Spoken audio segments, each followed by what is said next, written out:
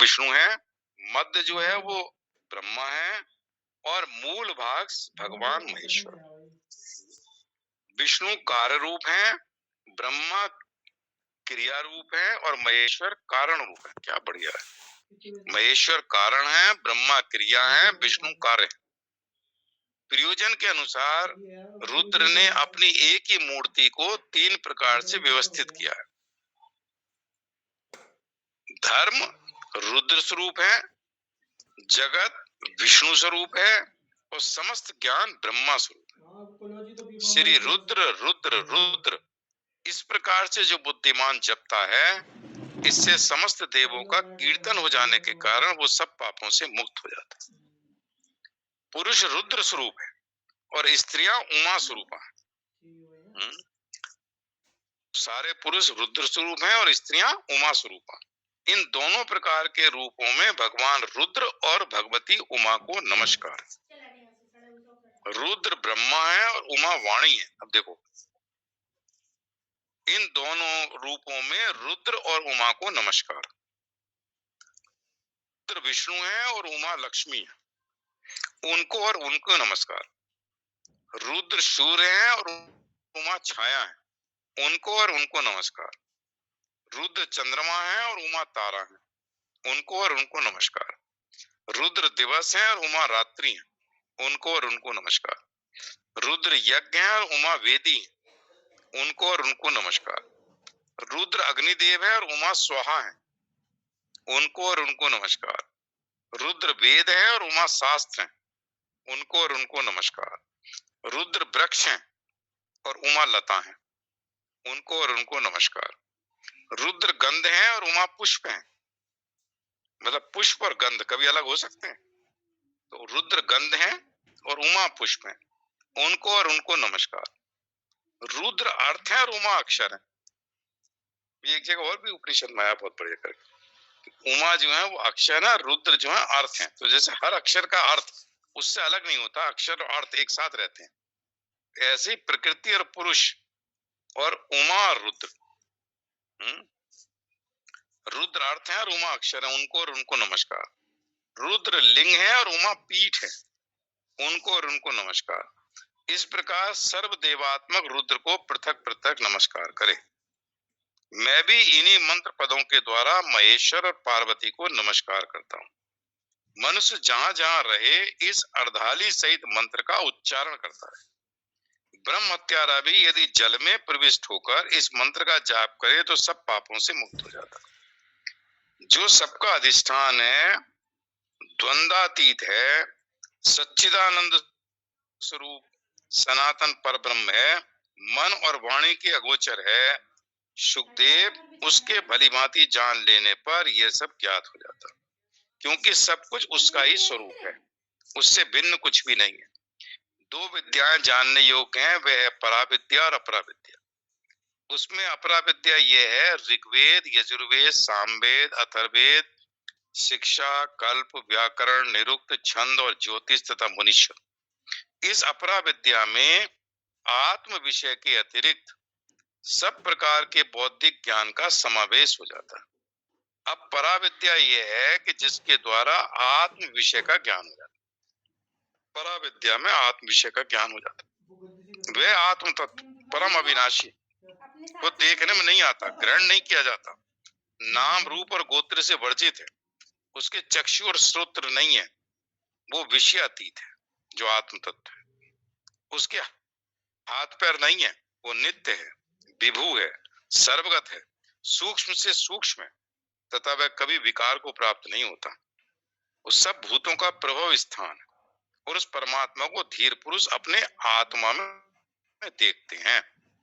परमात्मा को अपने आत्मा में देखते हैं। आत्मा ही परमात्मा जो सर्वज्ञ है, जिसे भूत भविष्य वर्तमान का ज्ञान है, जो संपूर्ण विद्याओं का आश्रय है, ज्ञानी जिसका तप है, उसी से भोक्ता एवं अन्न रूप में ये समस्त जगत उत्पन्न होता है।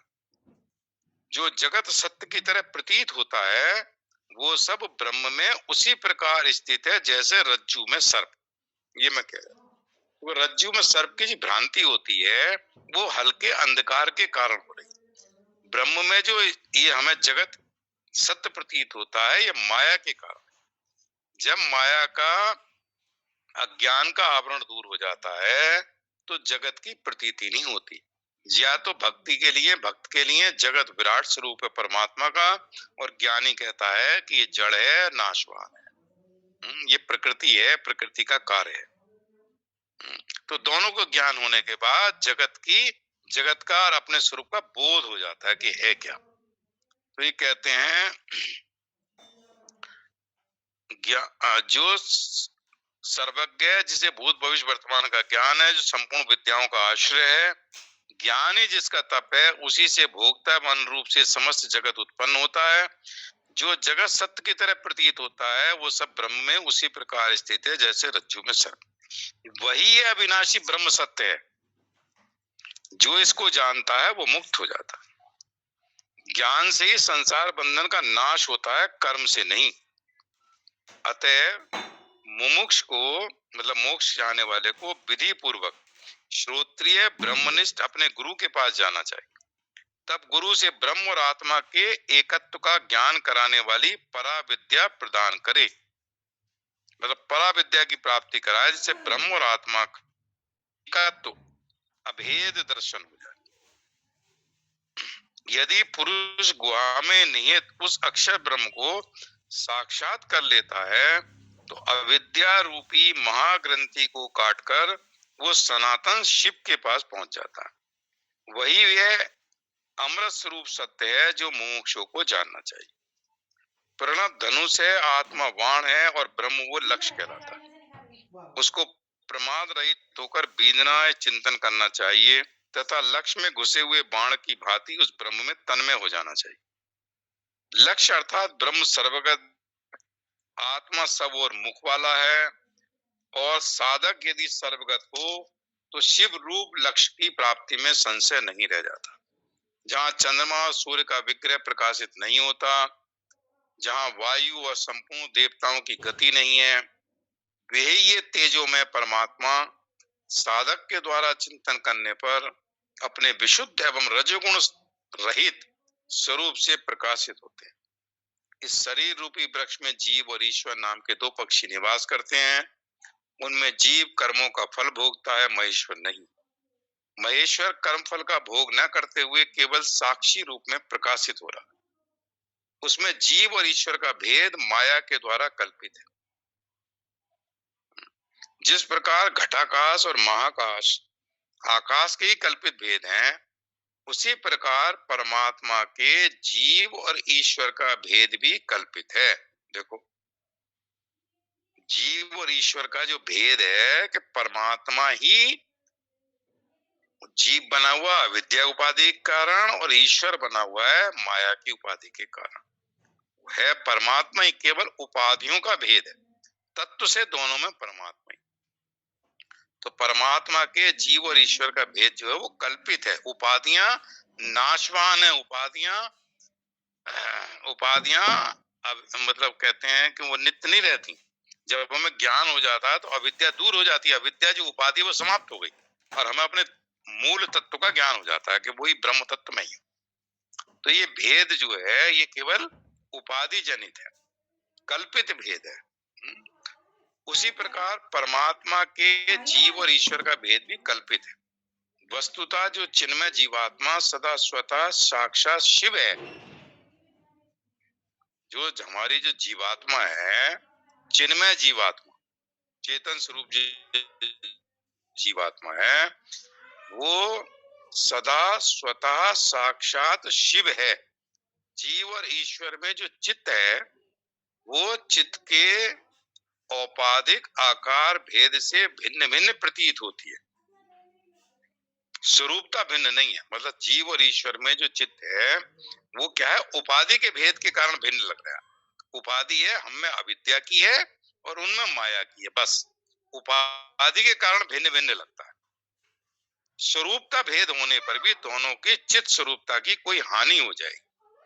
जड़ वस्तु में स्वरूपगत भेद होता है, चित्त में नहीं। मतलब हमारी जो शरीर है, जो शरीर में उपाधियां हैं, मैं बिजनेसमैन हूँ, मैं सर्विस क्लास हूँ, मैं ये हूँ, मैं पुरुष हूँ, मैं स्त्री हूँ, ये जो भेद है ये जड़ वस्तु में है। जिनमें जो आत्मा है, जो चेतन आत्मा, उसमें सबका एक ही है, उसमें कोई भेद नहीं। उपाधियों में भेद है, हम सब अलग अलग उपाधि लिए बैठे। तो उपाधियां जड़ शरीर की हैं, जड़ शरीर की उपाधियों में भेद है, चेतन में कोई भेद नहीं। चित्त से जो चित्त का भेद कहा जाता है वो चिदाकारता मतलब चिन्मयता से नहीं, अपितु जड़ रूप उपाधि के कारण है। देखो इसको पकड़ना कि भेद उपाधियों में है। शरीर को भी देखा जाए, सबके शरीर पंच महाभूतों से बने हुए हैं, सबके अंदर एक ही चेतन आत्मा है। तो भेद कहाँ है? भेद उपाधि में है। मैं पिता हूँ, मैं फलाने का पिता हूँ, मैं उसका पति हूँ, मैं उसकी पत्नी हूँ, मैं डायरेक्टर हूँ, मैं बिजनेसमैन हूँ। इतनी जो हमारी उपाधि है उनमें भेद है अलग अलग। सबका जो जड़ शरीर है वो एक पंच महाभूतों से बना, सबके अंदर एक ही चेतन आत्मा। यदि भेद है तो वो भेद जड़ रूप है। अगर भेद जो है उपाधियों का वो जड़ रूप है। चित्त तो सर्वत्र एक ही होता है। युक्ति और प्रमाण से चित्त की एकता ही निश्चित होती है। इसलिए जब पुरुष को चित्त के एकत्व का परिज्ञान हो जाता है तब वह न शोक को प्राप्त होता है न मोह को। उपनिषद में श्लोक था ना, ईशावास उपनिषद में, कल ही इसके ऊपर चर्चा हो रही थी कि उसको जो है फिर कोई शोक मोह नहीं होता। एक श्लोक बहुत बढ़िया था इसी का कि ना शोक ना मोह, कुछ नहीं होता उसको।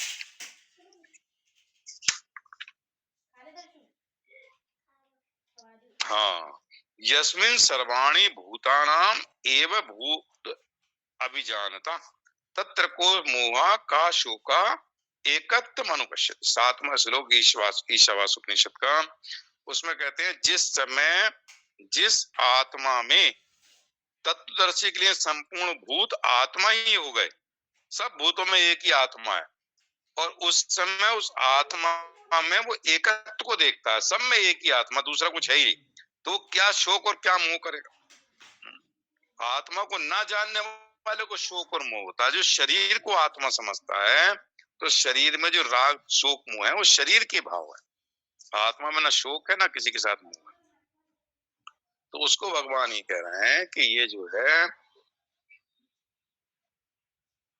हाँ, तो उसको शोक मोह नहीं होता, वो केवल अद्वैत परमानंद स्वरूप शिव भाव को प्राप्त हो जाता है। समस्त जगत का अधिष्ठान वो सत्य स्वरूप चिदघन परमात्मा है। मुनि लोग उसे अहम अस्मि, मैं वो परमात्मा मैं ही हूँ, ऐसा निश्चय करके शोक रहित हो जाते। अपने अंतःकरण में स्वयं ज्योति स्वरूप सर्व साक्षी परमात्मा को ही वे पुरुष देखते हैं। मतलब अपनी आत्मा को ही देखते हैं, आत्मा में ही रमण करते हैं। जिनके दोष क्षीण हो गए हैं, जो माया से आवृत हैं, वे इतर प्राणी नहीं देख सकते। जिस महायोगी को इस प्रकार स्वरूप ज्ञान हो गया है, उस पूर्ण स्वरूपता को प्राप्त हुए सिद्ध महात्मा का कहीं आना जाना नहीं होता। मतलब वो मुक्त है इस शरीर में रहता हुआ। जिस प्रकार एक और पूर्ण आकाश कहीं नहीं जाता, उसी प्रकार अपने आत्म तत्व का अनुभव करने वाला ज्ञानी महात्मा कहीं नहीं जाता। वो जो मुनि निश्चय पूर्वक उस परम ब्रह्म को जानता है, वो अपने स्वरूप में स्थित हो सच्चिदानंद ब्रह्म स्वरूप हो जाता है। ये था रुद्र हृदय उपनिषद। तो कल शिवरात्रि से पहले आज हमने पूर्व संध्या में भगवान रुद्र के बारे में, जो वेदों में आया यजुर्वेद में कठ रुद्र उपनिषद, उसका पाठ किया। रुद्र जो है पुरुष स्त्री पुल्लिंग जो है वो रुद्र रूप है, स्त्रीलिंग सारी उमा रूप है, इसके अलावा दूसरा कुछ नहीं है। तो इसको आत्मा को जो रुद्र में जानता है वही शिव है, वही विष्णु है, वही ब्रह्मा है। खाली उपाधियों के भेद हैं, चेतन आत्मा में कोई भेद नहीं है। उपाधियां जड़ शरीर की हैं, उपाधियां जड़ हैं, जड़ के भेद में नहीं पड़ना चाहिए, चेतन में कोई भेद नहीं। तो जब उस पर भेद रहित दृष्टि आती है तो सब में वो एक को देखता है। तो ये हो गया ओम पूर्णमदः पूर्णमिदं पूर्णात् पूर्णमुदच्यते पूर्णस्य पूर्णमादाय पूर्णमेवावशिष्यते। ओम शांति शांति शांति। श्री कृष्ण अर्पणमस्तु। ओम तत्सत ओम तत्सत ओम तत्सत। तो कल थोड़ा शिव तत्व के ऊपर चर्चा